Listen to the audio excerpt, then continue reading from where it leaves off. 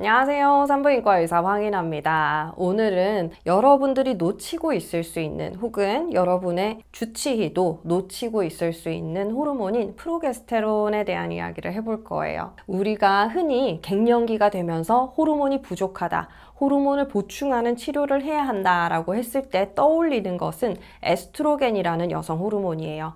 보통은 에스트로겐을 보충을 하기 위해서 에스트로겐 단독으로 보충을 했을 때 자궁 내막을 너무 과증식시키는 그런 문제가 있기 때문에 자궁 내막 증식을 억제하는 프로게스테론을 같이 넣어주는 방식으로 치료를 하거든요. 그래서 흔히 이제 의사들이 하는 생각이 에스트로겐을 보충을 해주기 위해서 나는 프로게스테론을 같이 쓸 수밖에 없어 라고 생각을 합니다. 이런 생각의 저변에는 어떤 생각들이 있냐면요, 우리가 프로게스테론을 쓰지 않고 에스트로겐 단독으로 치료를 했을 때는 유방암의 위험도가 낮아지는 게 있어요. 그래서 모두들, 의사를 비롯해서 모든 환자분들이 유방암의 리스크에 대해서 굉장히 크게 생각을 합니다. 내가 더 좋아지기 위해서, 더 안락하게 살기 위해서 호르몬 치료를 했는데 유방암에 걸리고 말았어 라는 거는 굉장히 이제 충격을 주고요. 그리고 좀 죄책감을 불러일으키는 그런 요소가 되기도 합니다. 그래서 유방암에 걸리는 거에 대해서 두려움이 훨씬 더 큰 것 같아요.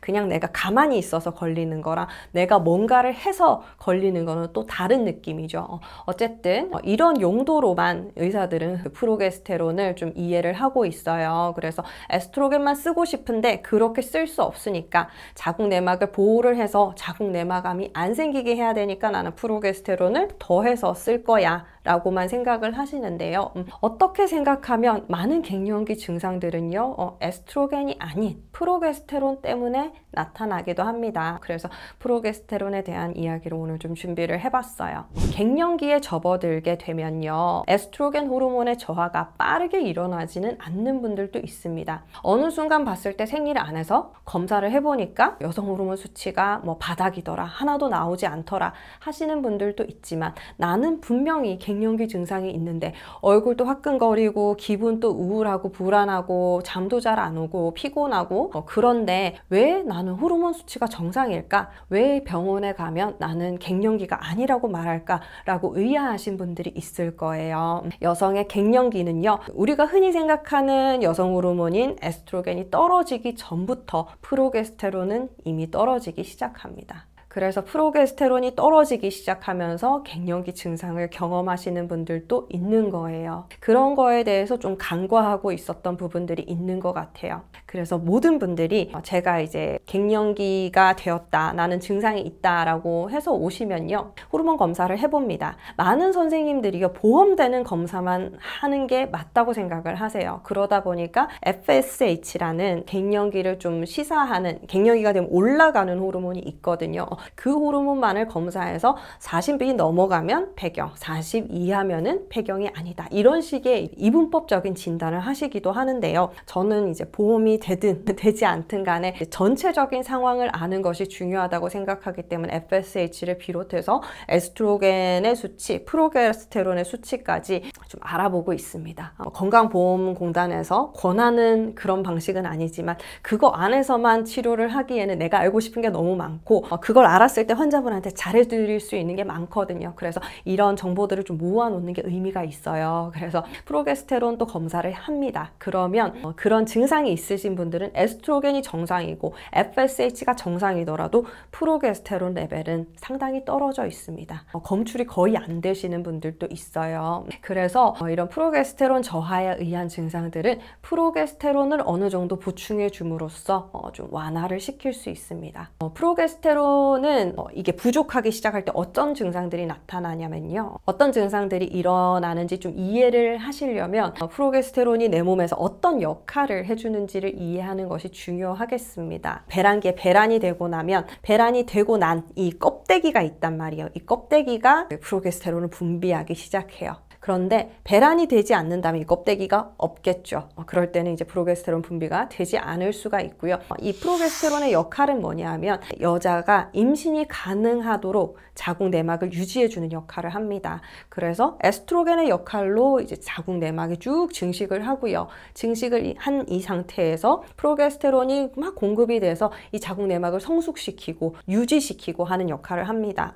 성숙되고 유지되어야 나중에 수정란이 이렇게 들어왔을 때 여기 쏙 들어가서 착상을 하겠죠. 그래서 그렇게 하도록 그 좋은 토양을 만들어 놓는 역할을 프로게스테론이 해요. 그런데 이런 프로게스테론이 떨어졌다 라고 했을 때는 어떻게 될까요? 원래는 이 내막을 잘 유지를 해줘야 되는데 유지를 할 수 있는 능력이 떨어지는 거예요. 그래서 갱년기가 되면 불규칙적인 출혈이 생깁니다. 내가 생리할 때가 아닌데 생리가 나와버린다든지 오락가락하면서 계속 바뀐다고 얘기를 하시죠. 그리고 내막을 증식시키는 에스트로겐은 계속 있는데 내막을 안정시키고 좀 얇게 줄여줄 수 있는 역할도 이제 프로게스테론이 하거든요. 이런 역할을 못하다 보니까 내막이 한없이 두꺼워지기만 하는 거예요. 그래서 갱년기 즈음에서 생리량이 굉장히 많이 늘었다 하시는 분들이 있어요. 이전에 자궁 근종이나 자궁 성근증이나 진단을 받으시고 잘 컨트롤이 되시던 분들도 갱년기가 다가와서 이제 폐경 즈음이 됐을 때 이제 끝나가니까 나는 이제 좀 마음을 놓고 살아도 되겠다. 혹이 있어도 이제 생리를 안 하면 문제되는 혹이 아니니까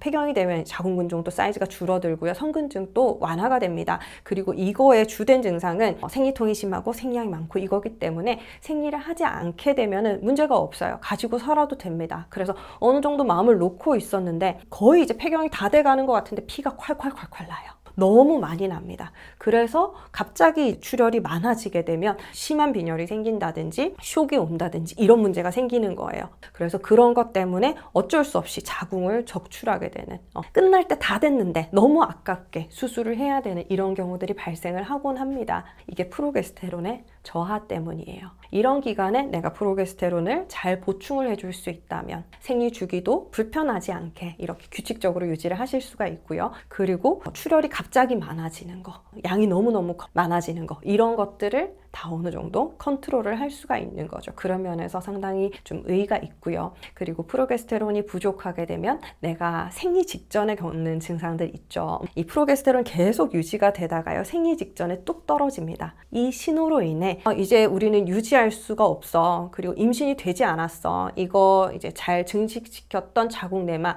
잘 보존했던 자궁 내막을 그냥 포기하자, 내보내자 이렇게 해서 시작되는 게 생리예요. 그러면 이게 프로게스테론이 떨어지면서 생리를 시작하게 되는 거죠. 뚝 떨어지고 하루 이틀 지나면 이제 생리 시작이에요. 그러면 생리 직전의 증상들은 프로게스테론 부족에 의한 증상이라고 보시면 돼요.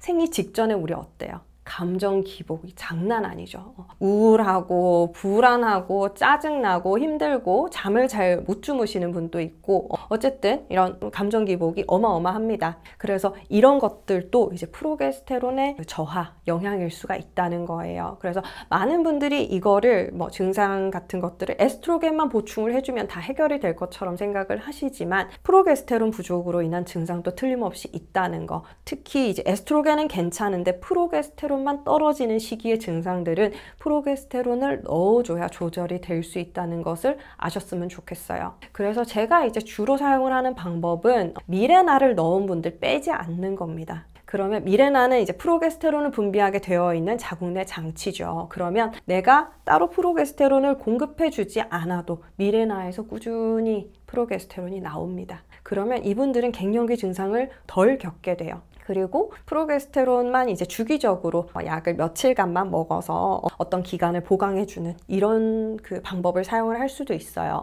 한 달에 배란기 즈음부터 해서 생리 직전까지 열흘 정도 약을 복용하시면 충분합니다. 그래서 이런 식으로 사이클릭한 방식으로 프로게스테론을 공급을 해줄 수가 있어요. 생리가 있는 분이라면요. 그리고 우리가 유방암의 위험성이 있기 때문에 자궁이 있는 분들에게는 될 수 있으면은 에스트로겐 단독요법으로 호르몬 치료를 시행을 합니다. 그런데 이런 분들도 프로게스테론이 많이 떨어져 있고 에스트로겐이 아직 괜찮다라고 했을 때는 프로게스테론을 넣어주는 방식을 써보시는 게 좋습니다. 혹은 에스트로겐과 프로게스테론이 병용되어 있는 약물을 써서 증상을 좀 더 잘 컨트롤할 수도 있어요. 많은 선생님들이 모든 갱년기 증상들이 에스트로겐에 의해서만 나타나는 게 아니다라는 걸 좀 이해하시고 환자분들에게 프로게스테론 치료라는 이런 적당한 옵션을 주시는 것도 굉장히 중요하다고 생각을 합니다. 그래서 미레나를 쓰든지 먹는 약을 쓰든지 이렇게 할 수 있고요. 시중에 나와 있는, 우리나라에서는 이제 통용되진 않지만 미국 같은 데는 얌크림 같은 거 있죠. 프로게스테론만 보충해주는 그런 의약품은 아니지만 애매하게 프로게스테론을 공급을 해준다라고 하는 제품들이 있어요.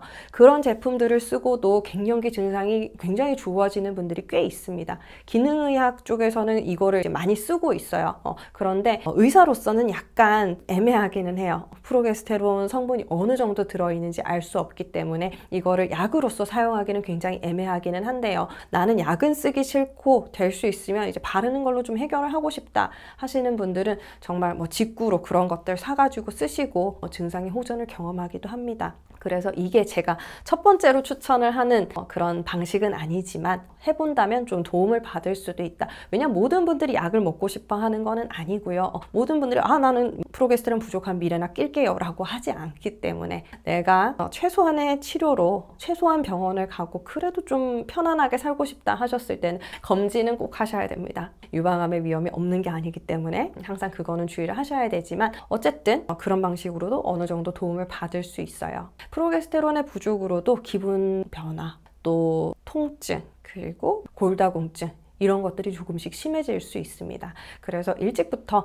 진단을 받아서 일찍 나는 케어를 하고 싶다 하시는 분들은 에스트로겐, 프로게스테론 이런 복합요법을 시작하기 전부터 프로게스테론을 조금씩 보충해 주시면 조금 더 이제 편안하게 그 시기를 넘기실 수 있을 거예요. 오늘은 많은 사람들이 아직은 별로 집중하고 있지 않은 프로게스테론이라는 호르몬에 대해서 얘기를 좀 해봤습니다. 갱년기 초입에 가장 문제가 되는 호르몬이니까 내가 증상이 너무 심하거나 일반적인 에스트로겐 요법으로 잘 커버가 되지 않는다라고 했을 때는 조심스럽게 프로게스테론도 같이 쓰는 방법 혹은 프로게스테론의 종류를 좀 바꿔보는 방법을 고려해보면 어떨까 합니다. 오늘 영상 봐주셔서 감사합니다. 다음 시간에 뵐게요.